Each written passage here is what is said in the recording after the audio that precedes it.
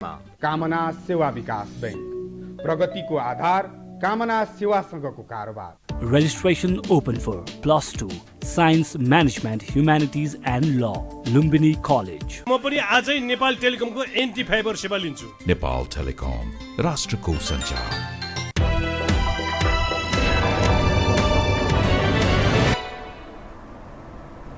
नमस्कार, यो बसमा म यहाँहरूलाई हार्दिक स्वागत गर्दछु। जीवराम भण्डारी। आज यहाँहरू सामुने उपस्थित हुनुहुन्छ बुद्ध छिरिङ मोक्तान। उहाँ दर्शनशास्त्रका एक अध्येता हुनुहुन्छ। उहाँसँग आज म समसामयिक विषय उठान गर्ने प्रयत्न गर्नेछु। स्थानीय तहको निर्वाचन सम्पन्न भएको छ। स्थानीय तहको निर्वाचनमा कतिपय ठाउँमा गोली चले, केही मानिस पनि मरे, मतपेटिका लुटपाट पनि भयो, यी विभिन्न घटनाहरू भए। तथापि चुनाव त सम्पन्न भयो। त यो स्थानीय तहको चुनाव र त्यसको परिणाम, प्रारम्भिक मत परिणाम आउन थालेको छ। त यो समग्र अवस्थालाई नेपाली जनले कसरी हेर्नुपर्छ? विविध विषयहरू छन्, सिस्टमसँगका विषय छन्। नेपाली जन के चाहन्छन्, यसलाई बुझिनुपर्छ कसरी, यी यावत छन्। म विश्लेषणात्मक र सूचनामूलक ढङ्गले उहाँसँग विषयलाई उठान गर्ने प्रयत्न गर्नेछु। सर्वप्रथम म उहाँलाई स्वागत गर्छु। सर, स्वागत छ। धन्यवाद सर। अब म सर्वप्रथम त मैले यहाँसँग बात पाएँ, केही प्राविधिक गडबडी भयो, केही कार्यक्रम एकछिन रोकिनु पर्यो। त अब म विषयलाई कसरी प्रवेश गराएँ भने, स्थानीय तहको निर्वाचन सम्पन्न भयो। प्रारम्भिक मत परिणामहरू क्रमशः आउन थालेका छन्। भलै ढिलो भइरहेको छ। हाम्रो यो सम्पूर्ण साधन स्रोत, जनशक्ति यावत हेर्दाखेरि यस्तै छ। त यो प्रारम्भिक मत परिणामले नेपाली जनले के चाहेका, यो प्रारम्भिक मत परिणामले के छनक दिँदैछ, कसरी बुझ्नुपर्छ? म यहीँबाट सुरु गरेँ। हजुर, धन्यवाद सर। नेपाली समाज एउटा गहिरो पर्खाइमा छ। यो पर्खाइ नेपाली समाजले लामो समयदेखि गरिरहेको छ कि नेपालले एउटा लिप फरवर्ड लिनु आवश्यक छ, छलाङ लिन आवश्यक छ, एउटा कोर्स लिन आवश्यक छ। समग्रमा राज्यको समग्र कुरामा होलिस्टिक एप्रोचबाट नै नेपाली समाजमा एउटा ठुलो रूपान्तरणको खोजी जनताले गर्यो।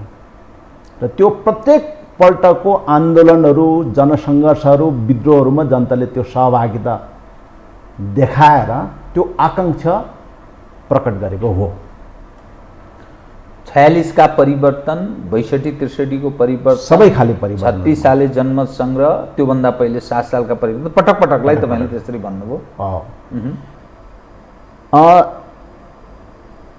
यो निर्वाचनको सवाललाई हेर्दाखेरि यो उदार लोकतन्त्रमा यो आवधिक चुनाव, पिरियोडिक इलेक्सन र यो युनिभर्सल फ्रान्चाइज भन्ने जुन कन्सेप्ट ल्यायो, बालिक मताधिकार, यो कन्सेप्टको पछाडि एउटा ठुलो दार्शनिकी थियो।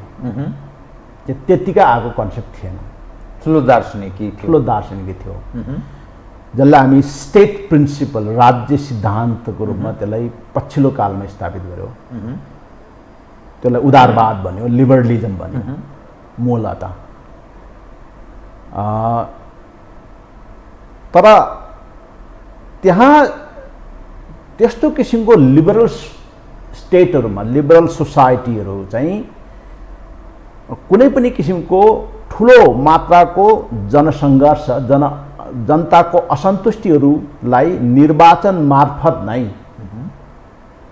आफ्नो मताधिकार मार्फत आफूले चाहेको परिवर्तन गर्न पाउने एउटा टुलको रूपमा, डेमोक्रेसीको सबभन्दा महत्त्वपूर्ण टुलको रूपमा निर्वाचनलाई तय गरे हो। तर नेपालको निर्वाचनहरू मात्र होइन कि अहिले लास्ट केही शताब्दी, केही डेकेड्स, दशकहरूदेखि विश्वभरिका निर्वाचनहरू चाहिँ एउटा कर्मकाण्ड भएको छ। मात्र कर्मकाण्ड। अमेरिकामा डोनाल्ड ट्रम्पले अहिलेसम्म पनि राष्ट्रपति र निर्वाचनको मत परिणाम स्वीकार गरेको अफिसियली छैन। देश त चलिरहेछ, जो बाइडेन त राष्ट्रपति भइसके, उसको निर्देशनमा देश त मुभ भइसके, तर पनि अर्को अपोनेन्टले, अर्को क्यान्डिडेटले त्यो राष्ट्रपति निर्वाचन स्वीकार नगरेको अवस्था छ। भन्नु मतलब निर्वाचन मार्फत शक्तिको पावरको कन्स्टिट्युएन्सीजहरूको, शक्तिको विभिन्न कन्स्टिट्युएन्सीजहरू हुन्छ नि समाजभित्र, तिनीहरूको आफ्ना आफ्ना आकाङ्क्षा निर्वाचन मार्फत अभिव्यक्त हुन छोड्यो। त्यो कसरी त्यो असफल हुँदै गयो? जो आवधिक निर्वाचन, जुन राजनीति, जुन दर्शनबाट गाइडेड हुन्छ, त्यसमा आस्था जनाउँछन्, आफैले आफ्ना जनप्रतिनिधि चयन गर्ने र उनीबाट आफ्नो हितमा काम हुन्छ या शासन गरून् भनेर जुन आकाङ्क्षा सहित मानिसले उनलाई मत जाहेर गर्छन्। यो राजनीतिक दर्शन, यो आवधिक पिरियडिक इलेक्सन जुन भन्नुभयो यहाँले, आवधिक निर्वाचन, यो के असफल भयो? अब यो 21औं सदीमा, यो जुन हामी यो सदीमा जुन ठाउँमा प्रवेश गरेका छौँ, त्यो विगतका प्रयोग अबको सन्दर्भमा यो सदीका लागि चाहिँ के असान्दर्भिक हुन थाल्यो भन्ने अर्थमा बुझ्ने? यो अहिले यसले चाहिँ यो एउटा स्ट्रङ डेमोक्रेसीलाई, लोकतन्त्रलाई जीवित राख्ने सबैभन्दा महत्त्वपूर्ण औजार थियो निर्वाचन, टुल थियो पिरियोडिक इलेक्सन। त्यसले अहिले डेमोक्रेसीलाई फोस्टर गरिरहेको छैन, लोकतन्त्रलाई त्यसले चाहिँ बढावा दिइराखेको छैन। अटोक्रेसीजहरू पनि, अथोरिटेरियनिजमहरू पनि लोकतन्त्र मार्फत आउन थालेको धेरै पहिलादेखि हो, अथवा चुनाव मार्फत आउन थालेको। हिटलरको स्टोरी हामी भन्न सक्छौँ, डोनाल्ड ट्रम्पको स्टोरी हामी भन्न सक्छौँ। केही हदसम्म अहिले एउटा लिबरल मार्क्सिस्टहरूले, एउटा सेन्टर लेफ्ट र सेन्टर पार्टीहरूले बिजेपीलाई वा राइज अफ मोदीको उदयलाई पनि त्यसरी नै लेबल गर्ने गरेका छ। त्यसले गर्दा यो एउटा डिबेट छ। इलेक्सन वास्तवमा इलेक्सन जुन छ, निर्वाचन जुन छ, डेमोक्रेसीलाई जीवित राख्ने जुन एउटा प्राणको रूपमा, डेमोक्रेसीको लोकतन्त्रको प्राणको रूपमा जुन निर्वाचनले व्याख्या गरेका थियो, त्यो लोकतन्त्रको प्राण भइरहेछ कि लोकतन्त्रलाई मृत्यु शय्यातर्फ लैजाने कुनै एउटा विष भइरहेछ? हेर्नुहोस् त, तपाईँ अघिले यहाँले भन्नुभएको छ साम दाम दण्डभेद, जसरी भए पनि जित्नु पर्ने। र इन्ट्रेस्टिङली यो अहिलेको लोकल इलेक्सनमा नेपालमा के भयो भने एकातिर गठबन्धन, एकातिर नेकपा एमाले। केही साथीहरूले अस्ति भनेको थियो ओली भर्सेस अल भएको अवस्था भनिरहँदाखेरि ओलीले एउटा भाष्य निर्माण गरिरहेको थियो कि एमाले एउटा भाष्य निर्माण गरिरहेको थियो कि ऊ चाहिँ इन्भिन्सिबल हो, उसलाई कसैले हराउन सक्दैन भनिरहेको थियो।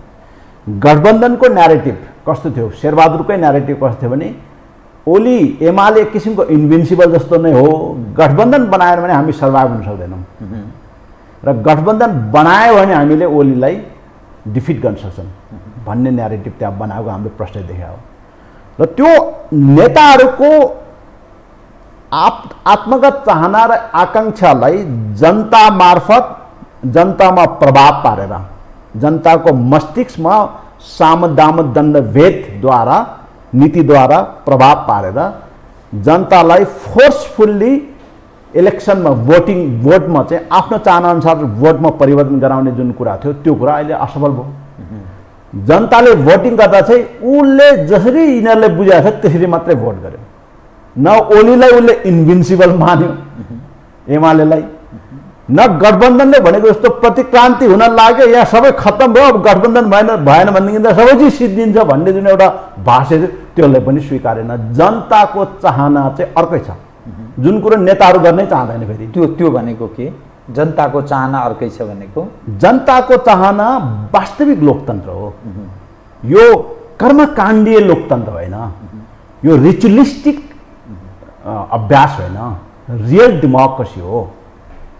त्यो डेमोक्रेसीको मोडल कस्तो हुन्छ त भन्ने सवालमा अहिले संसारभरि नयाँ डिबेट छ। किनभने उदार लोकतन्त्र भनेर जुन 300 वर्षदेखि अभ्यासमा ल्याएको प्रणाली छ, लिबरल डेमोक्रेसी, त्यो लिबरल डेमोक्रेसीको अहिले प्रभाव कम भयो, त्यो लिबरल हुन यो सक्यो। असफल हुँदैछ, यसको अर्थ असफल भयो। अब यसको सार मृत्यु भइसक्यो, यसको सार चाहिँ मृत्यु नै भयो। मृत्यु भइसक्यो। अब खालि यो चाहिँ कर्मकाण्ड, किन विकल्प नआउन्जेल त फेरि एउटा चाहिँ कर्मकाण्ड त कायम गरिराख्नु पर्यो। जस्तै त्यो विकल्प खडा गर्ने सवालमा विश्वको एउटा परिस्थिति होला। नेपालमा जो राजनीतिलाई धन्दा बनाएर गतिविधि गरिरहेका जो मानिसहरू छन्, उनीहरू स्वयं नै त्यो विकल्प खडा गर्ने हिसाब किताबतर्फ उन्मुख छन्, प्रेरित छन्, कसरतमा छन् कि नयाँ शक्तिले त्यो ठाउँ ग्रहण गर्ने सम्भावना छ? नेपालको सन्दर्भमा अहिले जो शक्तिहरू अहिले पावर इन्जोय गरिरहेछ, सत्तापक्ष या प्रतिपक्ष जुन रूपमा होस् संस्थापन भएर इन्जोय गरिरहेछ, उनीहरू त स्टेटस को नै चाहन्छ, यथास्थिति चाहन्छ। त्यसले गर्दा उनीहरूले निर्वाचनको बेलामा आफ्नो दुईटा महाभाष्य निर्माण गरे। एउटा प्रतिगमनको महाभाष्य, ओली विरुद्धको प्रतिगमनको महाभाष्य, अर्को ओलीले निर्माण गरेको राष्ट्रवाद र देशभक्त र विकासको भाष्य। त्यसको नायक ओली र एमाले मात्रै हो भन्ने जुन न्यारेटिभ यहाँ बनायो, त्यो न्यारेटिभलाई जनताले बाई गरेन।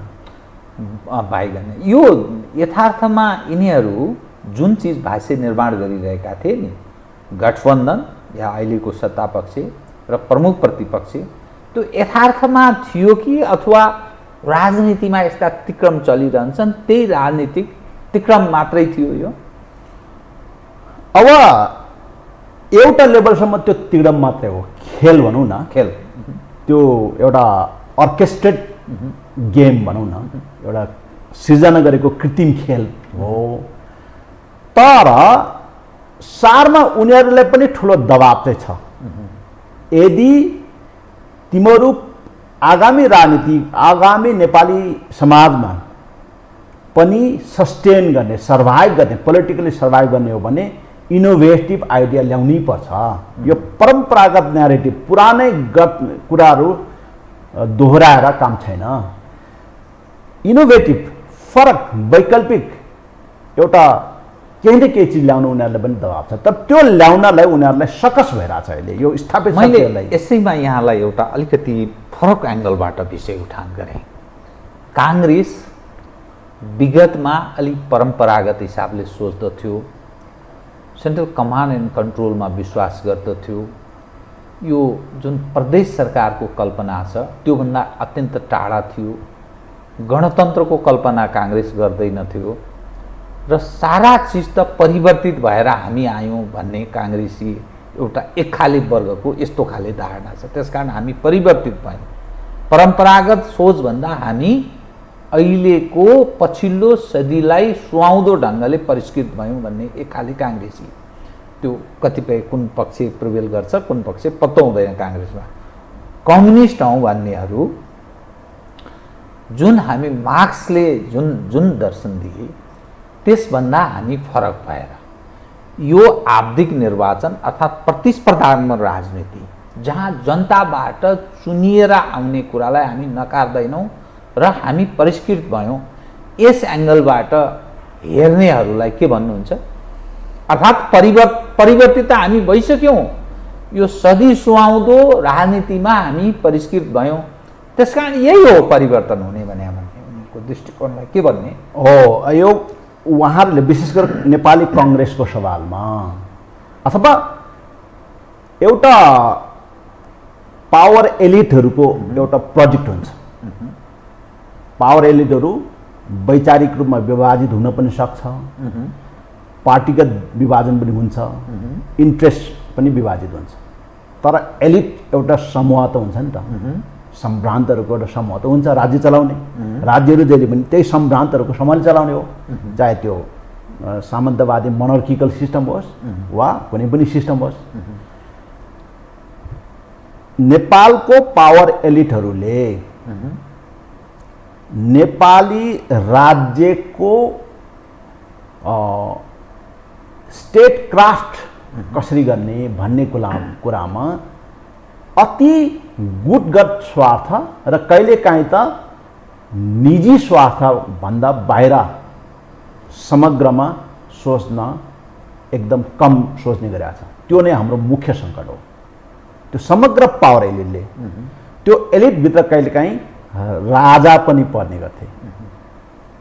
राजाले पनि सक्रिय हुँदा होस् वा संवैधानिक हुँदा होस्, जहिले पनि आफ्ना निजी स्वार्थलाई भन्दाखेरि त देशको कुरा गर्थे, तर आफ्ना निजी सम्पत्ति, आफ्ना बालबच्चाहरूको चाहिँ फाइनान्सियल सेक्युरिटी, यस्ता केही निजी कुराहरूलाई ज्यादा प्राथमिकतामा राखेको हामीले देखेको छ। त्यो राज्यको संरचनालाई, स्टेट इन्स्टिट्युटलाई नै त्यो आफ्नो लागि एप्रोप्रिएट गर्ने, आफ्नो स्वार्थको लागि प्रयोग गर्ने यो हाम्रो पुरानो चलन हो। त्यसले चाहिँ नेपाल राज्यको स्टेट क्राफ्टमा जहिले पनि एक किसिमको सङ्कट, जहिले पनि एक किसिमको अपूर्णता कायम रह्यो। चाहे त्यसलाई लोकतन्त्र भन्नुहोस्, चाहे त्यसलाई जुनसुकै नाम दियोस्। त्यसमा त्यो स्टेट क्राफ्ट त एउटा वैचारिकको आधारमा गरिन्छ। नेपाली काङ्ग्रेस पनि भन्दाखेरि त सेन्टर लेफ्ट समाजवादी भनियो। मुख्यतः यहाँ त उनीहरूको भनाइलाई मात्र हेर्ने हो भने, दस्तावेजहरूलाई हेर्ने हो भने, वैचारिकीलाई मात्र हेर्ने हो भने त यहाँ सबैजना समाजवादीहरूको जमात छ। यहाँ ती समाजवादी सोसलिस्टहरूले जुन डेमोक्रेटिक सोसलिस्ट र साइन्टिफिक सोसलिस्ट भनेर वैज्ञानिक समाजवादको कुरा गर्ने कम्युनिस्टहरू र लोकतान्त्रिक समाजवादको कुरा गर्ने काङ्ग्रेसले अन्ततः समाजवाद भन्ने जुन शब्दमा नेपाली जनतालाई विगत 3-4 दशक भुलाइराखेको छ, दिग्भ्रमित गरिरहेछन्। समाजवादको नाममा समाजवादको सपना बेच्ने काम गरिरहेछ। त्यो काम कति इमान्दारीका साथ भइरहेछ भन्ने सवाल हाम्रो लागि बडो महत्त्वपूर्ण सवाल हो। त्यो काम चाहिँ उनीहरूको इमान्दारिता त्यसमा छैन भन्ने कुरा जनताले मतबाट पटक पटक अभिव्यक्त गरेको छ। जस्तै यो पल्टको निर्वाचनमा त्यस्ता सपना त बाँडेकै हो नि त, तर जनमत कस्तो छ भने अझै नयाँ खोजमा छ। जनमत अझै एउटा नयाँ चिजको खोजमा छ, अर्थात् विकल्प खोज्दैछ हैन। जनमतले यो दुईटै कसैको पनि समाजवादको जुन सपनालाई ओभरवेल्मिङली चाहिँ बाई गरेन नि त। म यसमा अलिक अलग ढङ्गले एउटा विषय उठाएँ। फेरि एकातर्फ नेपाली समाजको जुन अवस्था छ, नेपाली जन जुन अवस्थाबाट गुज्रिरहेका छन्, ती नेपाली जन शिक्षाका कारण पछाडि छन्, गरिबीका कारण अभाव, यी सारा चिजले पछौटेपनको अवस्थामा छन्। ती पछौटेपनका कारण, अनेकौं समस्याका कारण उनीहरू प्रभावमा पर्छन्। स्वतन्त्र ढङ्गले मतदान गर्ने हैसियत राख्दैनन् र त्यो विवेक, त्यो बुद्धि र जो विवेक भनिन्छ, जहाँ डेमोक्रेसीमा का लागि सबभन्दा जरुरी छ, त्यो प्रयोग गर्ने हैसियत राख्दैन। त्यो दलका अगुवाहरू जो समाजमा यसो घुमफिर गरेर खान्छन्, यायावरहरू, उनीहरूले कुनै न कुनै ढङ्गले प्रभावमा पार्छन्। सोझा सिधा यस्तो सिस्टममा त्यसैको अनुयायी हुन्छन्। फलत देखिँदा बहुमत देखिन्छ, यथार्थमा त्यो आफ्नै विरुद्धमा जनमत त्यसरी प्रतिबिम्बित हुन्छ। एक।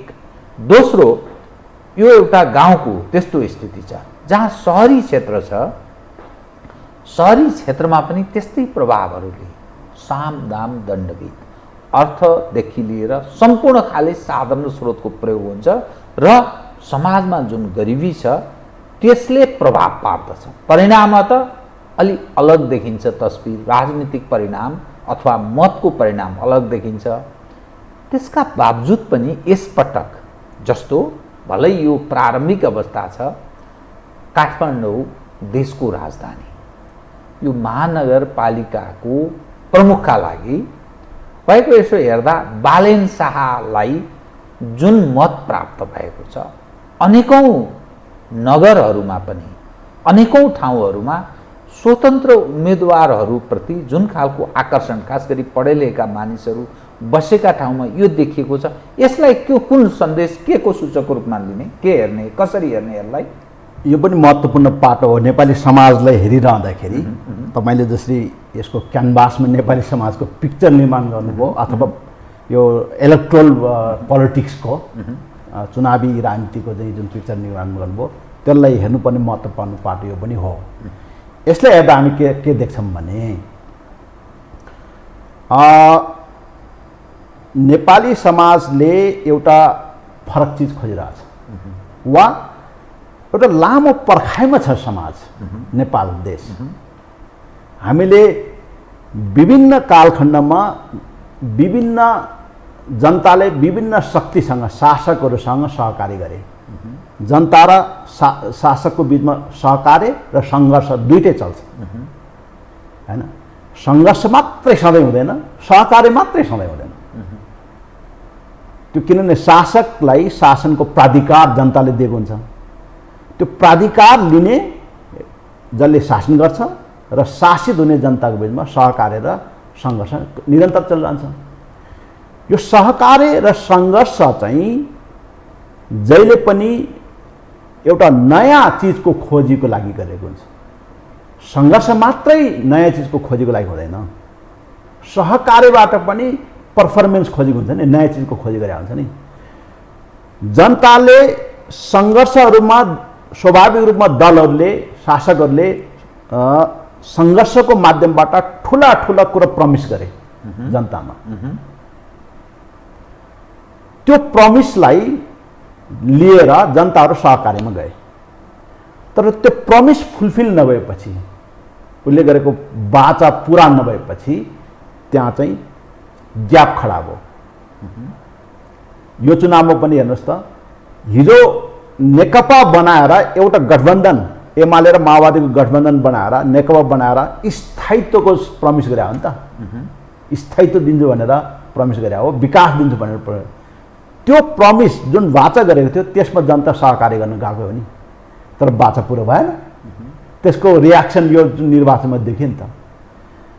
त्यसको रियाक्सनमा काङ्ग्रेसको क्यालकुलेसन के थियो भने त्यो वाचा पुरा नभएपछि अब यता मैले गठबन्धन गरेँ भने, हामीले गठबन्धन गऱ्यो भने त्यो गठबन्धनतिर चाहिँ मत सिफ्ट हुन्छ भन्ने काङ्ग्रेसको हाइपोथेसिस थियो नि।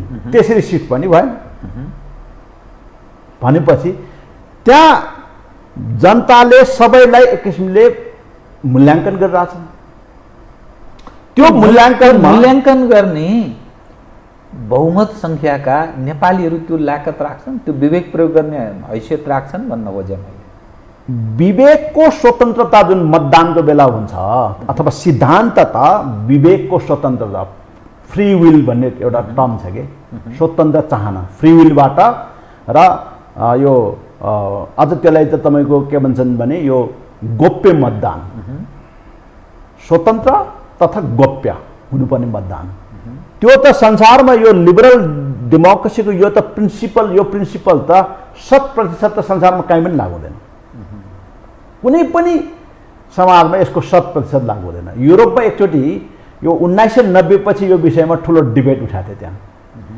त्यहाँ के भनेको थियो भने पोस्ट आइडिया भन्ने एउटा विचार, अब उत्तर विचारकाल, राजनीतिलाई उत्तर विचारकालमा लानुपर्छ भन्ने मतलब विचारको आधारमा राजनीति गर्ने अब गर्नु हुँदैन। किनभने विचारले पनि जनताको त्यो फ्री चोइसलाई त प्रभावित पार्ने भयो, फ्री विललाई त प्रभावित पार्ने हो नि त। मार्क्सवाद, उदारवाद जस्ता विचारले पनि उसको फ्री विललाई त प्रभाव पार्ने भयो नि त।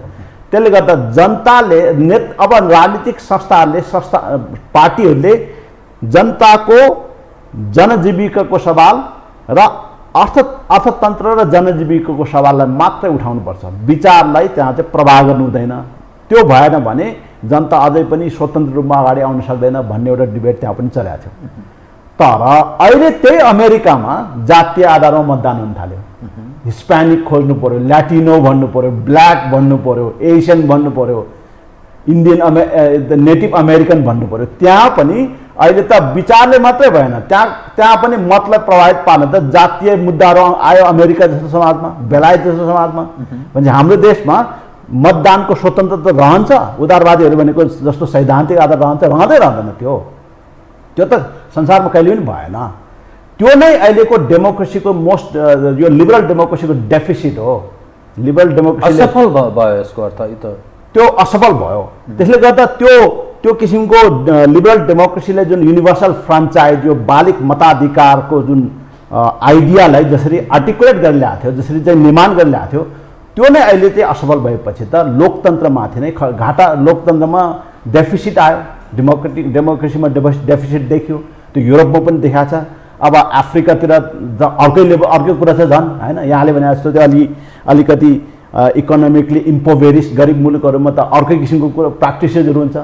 सो कल तथाकथित एकदम सिभिलाइज भनेका र एकदम डेभलप भनेको देशमा पनि डेमोक्रेसीमा डेफिसिट त आइसकेको छ। त्यो लोकतन्त्रमा एउटा चाहिँ सङ्कट आइसकेको छ।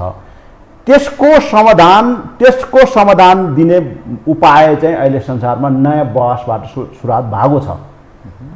जस्तै अब युएनका केही कन्भेन्सन्सहरू छन् लोकतन्त्रलाई इनरिच गर्नको लागि, उन्नत बनाउनको लागि। त्यसमा लोकतन्त्रमाथि अनुसन्धान गर्ने प्राध्यापकहरू र प्राज्ञहरूले पनि त्यो विषयलाई अहिले गम्भीर ढङ्गले हेरिरहेछ। विशेष मुख्य कुरा चाहिँ शासकको चुनाव गर्ने विषय नै हो। शासन प्रणालीलाई सञ्चालन गर्ने शासकको चुनाव कसरी गर्ने भन्ने नै क्रक्स हो, matter, crux of the matter, सुरु कुरो त्यही हो। अब हिजो त राजतन्त्र हुँदाखेरि त दैवी ईश्वरको निरन्तरता भइहाल्यो, त्यो कुरो अस्वीकार गरेर यो सेक्युलर डेमोक्रेसी ल्यायो भने त होइन। पनि सेक्युलर डेमोक्रेसी ल्याइसकेपछि पनि शासक त चाह्यो, फेरि सबै जनता शासक त हुन सक्दैन। जनताको प्रतिनिधि गरेर शासन त गर्नु पर्यो भने त्यो शासकको चुनाव गर्ने विषयमा 300 वर्षसम्म सारा अनुसन्धानहरू धेरै कामहरू भएको छ। त्यसमध्येमा यो 300 वर्षको अभ्यासबाट भएको दुईटा प्र्याक्टिस हो। एउटा कम्युनिस्टहरूको प्र्याक्टिस जुन भोटबाट हुँदैन, जुन सरदारहरूको अधिनायकत्वलाई स्थापित गर्न चाहने अग्रदस्तहरूले शासन गर्ने, भेङ्गार्डहरूले, लेनिन, माओ जस्ता, पुष्पकमल दाल होइन कि प्रचण्ड होइन, बाबुराम होइन कि लालध्वजले, त्यो नाम पनि हेर्नुहोस् त त्यो बेलाको नामहरू, उहाँहरू त्यस्ता अग्रदस्तहरू जो सरदार वर्गको लागि मर्न र मारिन तयार छ, तिनीहरूद्वारा शासन गर्ने एउटा आइडिया थियो। त्यो त निर्वाचन प्रणालीभित्रबाट होइन होइन। अहिले हाम्रो विप्लवजीको पार्टी यही मुद्दामा विभाजन भयो नि त, ब्यालेटबाट होइन बुलेटबाट आउँछ भन्ने। बुलेटबाट भन्दा पनि उनीहरूको कमिटमेन्ट चाहिँ सरदार वर्गको लागि हुनु पर्यो। ऊ चाहिँ सर्वहारा वर्गको अधिनायक स्थापित गर्नको लागि तयार भएका अग्रदस्ताहरू हुनु पर्यो। पार्टी पनि अग्रदस्ता हुनु पर्यो, नेतृत्व पनि अग्रदस्ता हुनु पर्यो। त्यो एउटा विधि अहिले चाइनामा पनि त्यो प्रयोग त अहिले पनि भइरहेछ होइन। उत्तर कोरियामा त्यही प्रयोग भएछ। त्यही थ्योरी अन्तर्गत उत्तर कोरिया र चाइनाको चुनावको अहिलेको शासन चुन्ने प्रणाली अहिले पनि छ। तर यता लिबरल डेमोक्रेसीमा चाहिँ फेरि युनिभर्सल फ्रान्चाइज भन्ने अवधारणालाई बालिक मताधिकार, स्वतन्त्र र गोप्य मतदानबाट हुने भन्ने अर्को प्र्याक्टिस भयो। यो स्वतन्त्र भन्ने जुन शब्द चयन गरिन्छ नि, त्यो यथार्थमै स्वतन्त्र छ? यथार्थमा त अघि नै मैले भनिसकेँ, न त्यो स्वतन्त्र हुन्छ न गोप्य हुन्छ होइन। त्यसमा त प्रभाव त स्वाभाविक हुन्छ। न यता फेरि कम्युनिस्टहरूले प्र्याक्टिस गरेको न त्यो अग्रदस्ताको शासन भयो, त्यो त उत्तर कोरियामा भएदेखि किम वंशको भयो होइन। अब त्यो पनि आखिरमा त्यो जे सिद्धान्तले जे भनेको थियो त्यो अनुसारको व्यवहार त त्यहाँ पनि देखेन। सिद्धान्तले जे भनेको छ यता लिबरल प्र्याक्टिसमा पनि त्यो अनुसारको व्यवहार त भएन। व्यवहारमा चाहिँ एउटा पोलिटिक्समा एउटा फ्याक्टर छ जसलाई हामी बडी पोलिटिक्स भन्छौँ कि बडी पोलिटिक्स चाहिँ वास्तवमा जनताहरू यो त माथि बनाउने प्रणाली जुन सिस्टम जुन छ, जो मान्छेको मस्तिष्कलाई क्याप्टिभेट गर्नलाई, कन्ट्रोल गर्नलाई निर्माण गरेको सिस्टम हुन्छ राज्यको औजारहरू प्रयोग गरेर, त्यो त मार्क्सवादीहरू र उदारवादीहरूले एउटा एउटा बनाउने प्र्याक्टिस संसारभरि गरिहाले र त्यसमा जनताहरू फोर्सफुल्ली सहभागी हुन बाध्य भए। किनभने आबादी निर्वाचन गर्छ, बजेट छुट्याउँछ, प्रहरी छ, सेना छ, राज्यले घोषणा गरेपछि के भन्छ निर्वाचनको दिनमा छुट्टी दिन्छ होइन। उसले त त्यो प्रेरित गर्छ नि त, त्यसमा फोर्सफुल्ली जनतालाई त्यसमा सहभागी हुनलाई उसले चाहिँ एउटा वातावरण बनाइदिन्छ। जनताले त्यहाँ सहभागी पनि जनाउँछ। तर त्यति हुँदाहुँदै पनि जनताले आफ्नो समाजलाई कसरी वास्तविक रूपमा अर्गनाइज गर्छ भन्ने कुराको छुट्टै पाटो हुन्छ। फेरि त्यो चाहिँ यो यो मेन स्ट्रिम प्र्याक्टिसभन्दा अलग हुन्छ। जस्तै उदाहरणको लागि नेपालको सवालमा भन्यो भने बाहुनहरूभित्रै ब्राह्मण समुदायभित्रै पनि पूर्वेली र कुमाईहरूको आफ्नो समाज व्यवस्थापनको स्थिति जुन छ, यो लोकतन्त्रको कुरा जति आए पनि मार्क्सवादको साम्यवादको कुरा जति आए पनि त्यो स्थिति समाज व्यवस्थित गर्ने स्थिति छोड्दैन, त्यसलाई बढी पोलिटिक भन्छ। उनीहरू रियलमा अर्गनाइज त्यसरी भएर हुन्छ।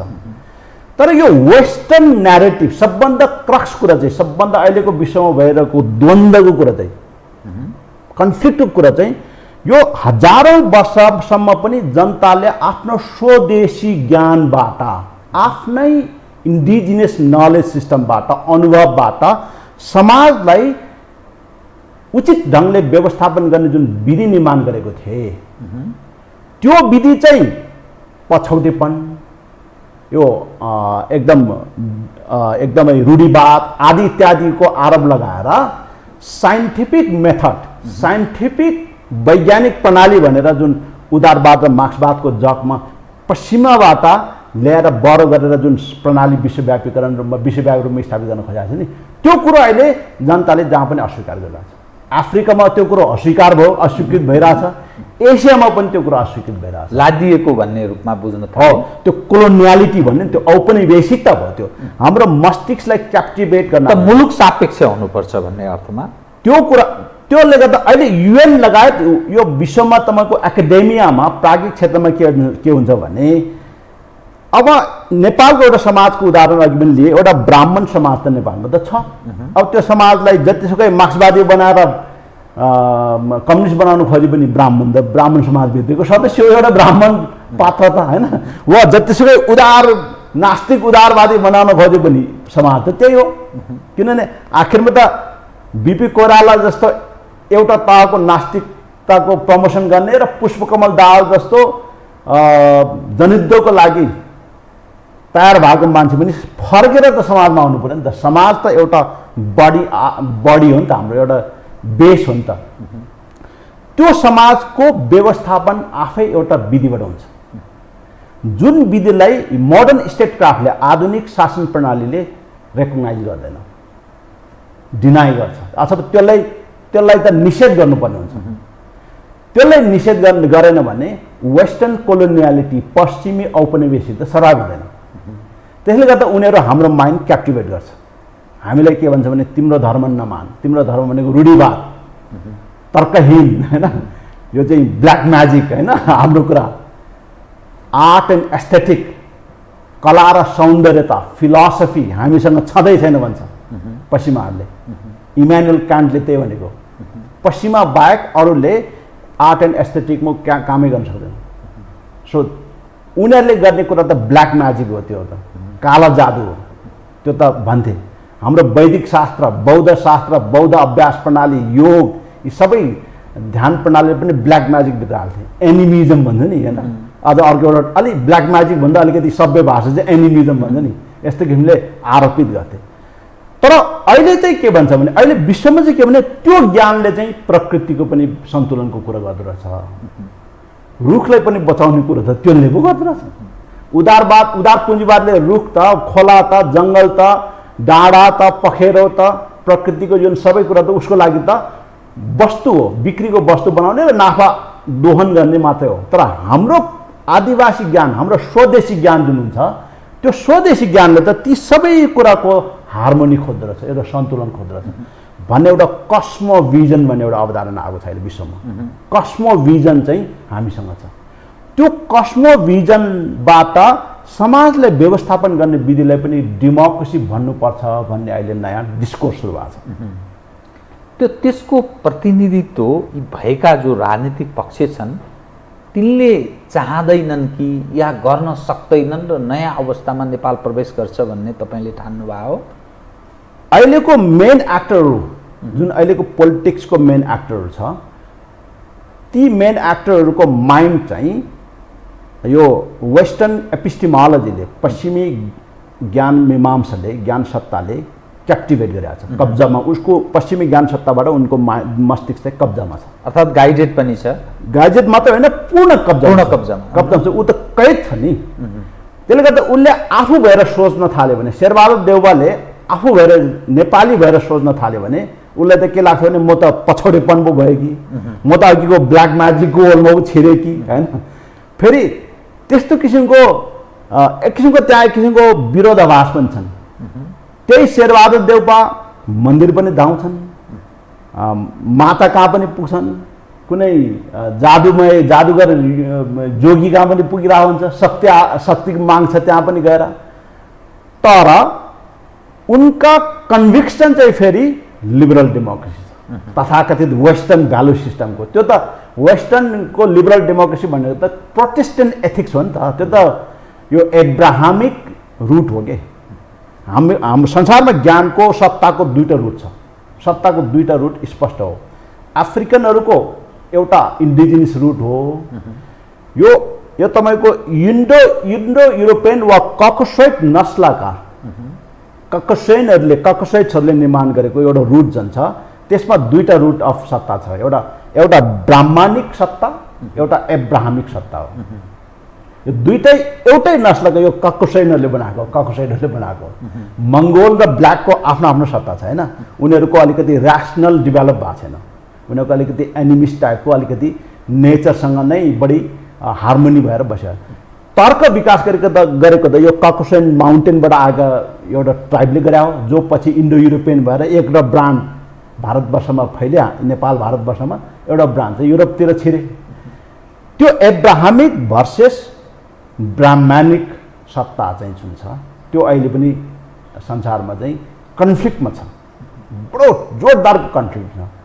एब्राहमिक ट्रेडिसनबाट तीनटा कुरा आयो, जुदाइजम, क्रिस्चियनिटी र इस्लाम आयो। ब्राह्मणिक ट्रेडिसनबाट उपनिषद हुँदै पछिल्लो कालमा तपाईँको धेरै किसिमको ज्ञान प्रणाली भारतवर्षमा विकास भए र अन्तिममा अहिले आएर तपाईँको सद्गुरुहरूदेखि लिएर शङ्कराचार्य त पहिलाको धेरै अब पपुलरै भइहाले।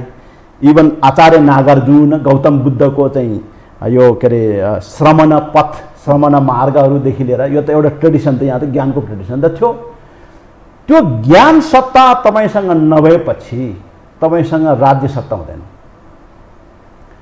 राज्य सत्ता नभएपछि त्यो राज्य सत्ताको अभावमा राज्य सत्ता अहिले पश्चिमी औपनिवेशिकताको विस्तार हो, यहाँ उसको कब्जामा छ, उसकै सत्ताको विस्तार हो। र हामीले गरेको निर्वाचनदेखि सबै कुरो खालि त्यो भित्रको एउटा कर्मकाण्डीय प्रक्रिया हो।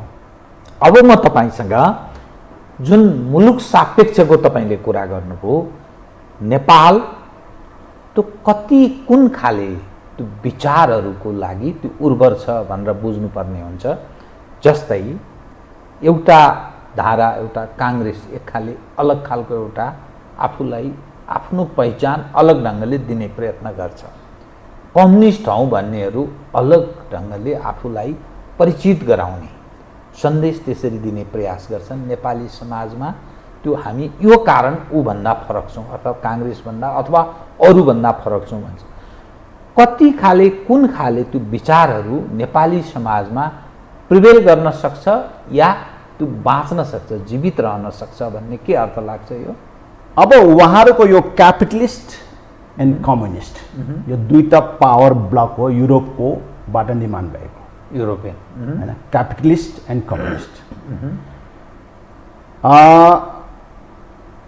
यो दुईटै शक्ति युरोपमा पनि ठुलो सङ्घर्ष गरे हो र उनीहरूले युरोप बाहिर पनि यो कुरा एक्सपोर्ट गरे हो, युनिभर्सिटी र यो शैक्षिक प्रणाली मार्फत, पेडागोजी शैक्षिक विधि मार्फत। अहिले नेपालीका अहिलेको रिसेन्टली ठ्याक्कै अहिलेको हाम्रो गेम हेर्ने, पावर गेम यहाँ हेर्ने हो भने नेपाली काङ्ग्रेसको नेतृत्वमा एउटा खेल अहिले अगाडि बढिरहेछ। त्यो खेलले के गर्न खोजिरहेछ त भनेदेखि त्यो शक्तिले त्यो अलिअलि बिचमा अलिकति डिरेलिङ हुन खोजेको वा अलिकति नयाँ ट्र्याकमा जान खोजेको नेपाली राज सत्ताको एउटा पश्चिमा सत्ताको एउटा नेपाली माटोमा जुन नेपाली भर्सनको निरन्तरता थियो, वेस्टर्न पोलिटीको नेपाली भर्सनको जुन निरन्तरता थियो, त्यसलाई फेरि पुनः मजबुतीका साथ ट्र्याकमा ल्याउने एउटा स्ट्रेटेजिक योजनाभित्रबाट शेरबहादुर देउवाको सरकार आएको। एउटा पश्चिम, यो मैले यहाँ शब्द प्रयोग गरेँ स्ट्रेटेजिक भनेको रणनीतिक हो, त्यो रणनीतिक हो, त्यो रणनीति अन्तर्गत आएको। त्यो रणनीति घोषित रूपमै छ इन्डो पेसिफिक स्ट्राटेजी हैन। इन्डो पेसिफिक स्ट्राटेजी अन्तर्गत शेरबहादुर देउवाको सत्ता यहाँ आयो। त्यो सत्ताको एउटै मात्रै मिसन छ। शेरबहादुर देउवाले जुन सत्ता यहाँ फेरि रिइन्फोर्स गर्न खोजिरहेछ, त्यसलाई मजबुतीकरण पुनः मजबुत बनाउन खोजिरहेछ, त्यसको एउटै मात्रै मिसन छ कि पश्चिमी हेजेमोनी दबदबालाई नेपाली माटोमा अर्को 21औं शताब्दी पनि यसलाई सस्टेन गरेर लाने, दिगो बनाउने, त्यसको दबदबालाई दिगो बनाउने मात्रै मिसन हो शेरबहादुरको। त्यसको लागि शेरबहादुर औजार मात्रै बनेको हो, टुल मात्रै हो ऊ। तर त्यो स्ट्राटेजी त आइपिएसए हो, इन्डो पेसिफिक। उनका उत्तराधिकारीहरू पनि त्यसका लागि तयार छन्। उनका उत्तराधिकारी मात्रै होइन, उनीहरूले त्यो एउटा ठुलो ब्यान्ड, एउटा तपाईँको एलिट ग्रुप नै निर्माण गरेको छ। नाम लिएर भन्छु म तपाईँको, स्वर्णिम वाग्ले, विश्व पौडेल, गगन थापा, इभन पत्रकार विजय पाण्डे, यी सबै एउटै ब्यान्ड हो। यिनीहरूको मिसन त्यही हो, जुन मिसन भनेको नेपाललाई नेपाल हुन नदिने। जहिले पनि एक हिसाबले पश्चिमाहरूको त्यो सत्ताको विस्तारको औजार एजेन्ट बनेर यिनीहरू यहाँ चाहिँ लोकल लेभलमा आफ्नो पावर गर्छ। त्यो वेस्टर्न सत्ताको लोकल अथोरिटी एजेन्ट भएर हैन, लोकल भर्सन भएर स्थानीय प्रारूपको रूपमा उनीहरू यहाँ चाहिँ गर्ने। त्यसको विरुद्धमा कम्युनिस्टहरू छन्, छ कि छैनन् त? कम्युनिस्ट फेरि सहयोगी छ काङ्ग्रेसको। कम्युनिस्ट त फेरि त्यसको विरुद्धमा हो, किन पश्चिमदेखि नै त्यो त विभाजित हिसाबले विरोधी हुन सक्छ, तर सहयोगी छ अहिलेको प्र्याक्टिसमा हेर्दा। अब होइन, त्यो त इतिहास हेर्ने हो भने त्यस्तो कम्युनिस्ट त उहिले पश्चिमदेखि नै फेरि विभाजित अर्को लाइन छ, कम्युनिस्टको लाइन छ। त्यो फेरि मार्क्स हुँदै स्टालिन हुँदै मार्क्स एङ्गेल्स लेनिन स्टालिन माओ हुँदै आगो फेरि अर्को, त्यो पनि पश्चिमा धार नै छ। फेरि यिनीहरू पनि नेपालीत्व त यिनीहरूसँग त छैन। ज्ञान सत्ताको कुरा गरेकै मैले, रूप रङ भाषा त सबै नेपाली छ, दाल भात तरकारी हाम्रै खान्छ त्यो। तर चेतनाको कुरा गर्दैछु म, एकदम गहिराई चेतनाको कुरा गर्छु। त्यो त फेरि उहाँहरूको पनि रुट त त्यही हो। तर त्यो धारलाई चाहिँ यो क्यापिटलिस्ट धारले पराजित गरेको धार हो। त्यो पश्चिममा कोर युरोपमा त उनीहरूलाई उठ्नै दिएन। पछि बाल्कन र यो युरासिया एरियामा यिनीहरूले आफूलाई सर्भाइभ गरेको नि त कम्युनिस्टले हैन। त्यसपछि चाइना अरू अन्य देशमा आफूलाई विस्तार गर्न सफल भएको नि त। तर त्यो धारलाई त क्यापिटलिस्टहरूले उहिले पराजित गरिसक्यो। 1990 पछि त सन् 2047 सालपछि त त्यो त सोभियत सङ्घको विघटन पछि त त्यसको अफिसियल्ली त्यसको चाहिँ मृत्यु घोषणा गरे हो। त्यही भएर त तपाईँको फ्रान्सिस फुकुयामाले त हैन एन्ड अफ द हिस्ट्री भन्ने किताबै लेख्या हो, एन्ड अफ द हिस्ट्री। तर यो दुईटै धार नेपालको लागि अथवा युरोप बाहेकका अन्य विश्वको लागि यो दुईटै धार एप्रोप्रिएट भएन। युरोप बाहेक अन्य विश्वका लागि एप्रोप्रिएट भएन, किनभने युरोपकै लागि पनि यो अहिले एप्रोप्रिएट भएन, असान्दर्भिक भयो। किनभने युरोपमा इमिग्रेन्ट्सहरू आयो नि त। अब युरोपियन भनेको हिजोको फ्रान्स भनेको हिजोको फ्रेन्चको मात्रै होइन नि। अब म यहाँसँग बिट मार्न चाहेँ कि अप्सन के छ, एकदम आधा मिनटमा सक्नुहुन्छ? हो, अब यसको विकल्पमा संसारभरि एउटा नयाँ शक्ति विकास भएको छ, जुन शक्तिलाई इन्डिजिनिस्ट भनेर भन्छ। उसले आफ्नो परम्परागत ज्ञान सत्ता, आफ्नो ऐतिहासिक ज्ञान सत्ता। हिजो एउटा म टेलिभिजन एउटा डकुमेन्ट्री हेर्दै थियो मोदीको राइजबारे, उदयबारे, जर्मन टेलिभिजनले बनाएको। त्यो जुन ढङ्गले अहिले भारतवर्षमा त्यो एउटा इन्डिजिनियस फोर्सको राइज भइरहेछ, त्यसलाई यो दुईटा फोर्सले त एउटा आरोप लगाउने त छँदैछ। अघि भनेको क्यापिटलिस्ट र कम्युनिस्टले त आरोप लगाउने ठाउँमा छँदैछ। नेपालमा त्यस्तो एउटा इन्डिजिनिस्ट फोर्सहरूको राइज हुन जरुरी छ। त्यो हुन्छ, त्यो मात्रै अबको सोल्युसन हो। तेस्रो विकल्प हस्, कार्यक्रममा आइदिनु धन्यवाद छ तपाईँ। यहाँलाई पनि धन्यवाद छ। आदरणीय दर्शकवृन्द, उहाँ हुनुहुन्थ्यो बुद्ध छिरिङ मोक्तान, दर्शनशास्त्रका एक अध्येता।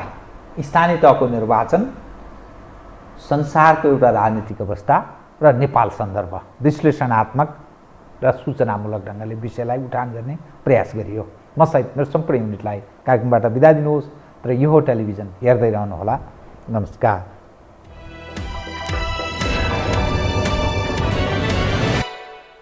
यो हो बहसको साथमा कामना सेवा विकास बैंक, प्रगतिको आधार कामना सेवासँगको कारोबार।